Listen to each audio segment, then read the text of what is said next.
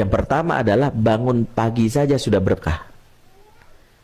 Siapapun di antara kita yang konsisten bangun sebelum subuh dan tidak tidur lagi, maka dapatlah kita doanya Nabi. Apa doanya Nabi? Allahumma barik li ummati fi bukuriha. Ya Allah, berkailah umatku di pagi hari. Maka apa ya, kadang-kadang menjaga rumah tangga dari masalah itu bukan dengan kita harus memahami dulu psikologi, itu penting. Komunikasi itu penting. Tapi yang paling penting pertama adalah jangan kita meremehkan hal yang disabdakan Nabi. Bangun pagi. Coba deh rutinkan sebelum subuh bangun, jangan tidur lagi. Tidur ba'da subuh, berapa kali saya sampaikan, itu mencabut keberkahan. Ya. Apalagi kalau susah, apalagi kalau anak-anak. Saya ini jadi konselor anak remaja dari tahun 2002. Sampai sekarang 1.400-an anak saya tanganin bermasalah yang skala berat, besar, kecanduan, penyimpangan seksual dan macam-macamnya. Saya mendapatkan dua kesimpulan bahwa anak bermasalah itu cirinya dua. Jadi anak bermasalah atau bukan anak deh, pribadi bermasalah cirinya dua. Kalau kita nemuin pasangan kita, anak kita punya dua masalah ini, punya dua ciri ini, itu bermasalah. Walaupun dia mah sering sedekah, dia mah rajin ini, tapi kalau dua ciri ada, bermasalah dia. Yang pertama, bangunnya suka kesiangan. Ya, pertama nih, bangun suka kesiangan. Susah bangun pagi, anggaplah itu. Tapi dia orangnya baik, ketur katanya, enggak, belum berkah hidupnya. Bangun suka kesiangan. Ya. Kenapa bangun suka kesiangan? Indikator orang bermasalah, pertama dia melawan sunatullah. Wa ja'alna al-laila libasa wa ja'alna an-nahara ma'asha. Kami jadikan malam sebagai pakaian untuk tidur, kami jadikan siang untuk beraktivitas. Ingat, malam itu untuk tidur, siang beraktivitas. Manusia yang bermasalah jam biologisnya terbalik. Malam begadang, siang bobo bablas. Sudah melawan. Nah, kata para ulama, siapa yang melawan sunatullah dalam dirinya, dia melawan hukum Allah yang lain. Makanya hati-hati kerja di bidang entertain atau apapun, kalau sudah mengganggu jam biologis, berpikir ulanglah antum teruskan itu. Saya termasuk orang yang dulu agak ngomong keras. Jadi waktu itu saya diundang sebuah stasiun TV, terus mereka minta kajian internal para produser, karyawan gitu ya. Terus saya nggak sengaja ngomong gitu ya. Saya bilang orang bermasalah itu bangunnya suka kesiangan gitu. Terus ada satu karyawan yang dia sekarang udah pindah, dia itu dulu sebelumnya kameramen gitu. Dia langsung bilang, Ustadz pas banget nih.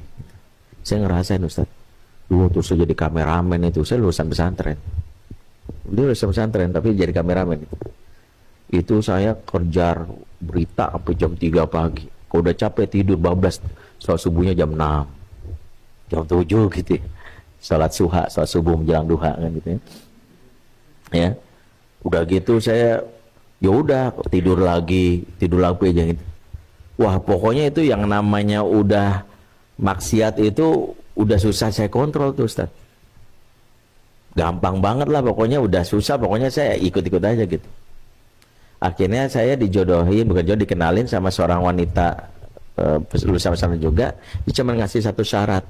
Syaratnya adalah mau nggak kamu jadi suami yang bangunnya selalu jam 3 gitu. Dia syaratnya gitu doang. Jadi istrinya itu ngasih syarat pernikahan, saya nggak butuh rezeki kamu, tapi kamu pasti bangun jam 3 dan tahajud bareng gitu, minimal seminggu sekali. Wah, itu awalnya saya bilang berarti otomatis saya ninggalin pekerjaan kan.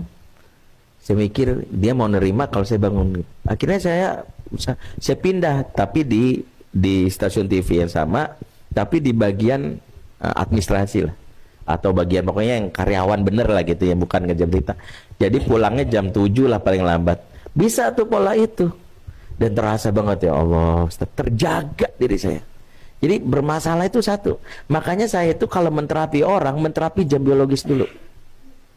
Datang ke saya, Ustaz ini, antum mau berubah? Iya. sama habis ini selalu bangun jam 3 lapor sama saya, terus sholat subuh berjamaah di masjid, setelah itu nggak tidur lagi, kalau mau tidur setelah syuruk. 40 antum lakukan, insya Allah jadi orang baik. Terapinya gitu. Karena Nabi mengatakan ya man sholatil fajri khusus subuh arba'ina yauman kutibat lahu baro'atan minan nar wa baro'atan minan nifaq. Siapa yang sholat subuh, sholat fajar 40 hari tanpa putus, maka Allah akan membebaskan dirinya dari api neraka dan dari perilaku maksiat. Makanya pelaku maksiat itu terapi pertamanya adalah sholat subuh, tidak tidur lagi selama 40 hari, nggak boleh putus. Jadi berani nerima challenge ini, insya Allah sembuh. Itu pertama. Ciri kedua orang bermasalah itu adalah lama di kamar mandi. Inna hadhil hashushah mutadoroh. Sungguhnya toilet dan kamar mandi tempat paling banyak dikunjungi jin dan syaitan. Jadi apapun alasannya, nggak boleh kamar mandi dibikin nyaman, itu nggak boleh. Bikin supaya banyak baca gitu, sebagainya, terus nggak boleh. Kamar mandi sekedar buang hajat itu selesai. Nggak boleh sambil nyari inspirasi gitu ya di kamar mandi. Kalaupun antum terinspirasi, yang menginspirasi itu setan. Karena itu markasnya setan. Itu kita mendatangi markasnya langsung dan kita merasa nyaman. Kalau di dalamnya itu cukup buang hajat, maaf, mau mandi, mau BAB, mau BAK, selesai, udah keluar. Kalau mau cari inspirasi di perpus, inspirasi di taman, di musola, lebih berkah. Lah ini inspirasi di kamar mandi, markasnya setan. Tahu-tahu jahat gitu. Itu idenya ide konyol semua, setan bilang soal baik itu. Makanya saya termasuk orang yang kalau ada dua masalah ini bermasalah gitu.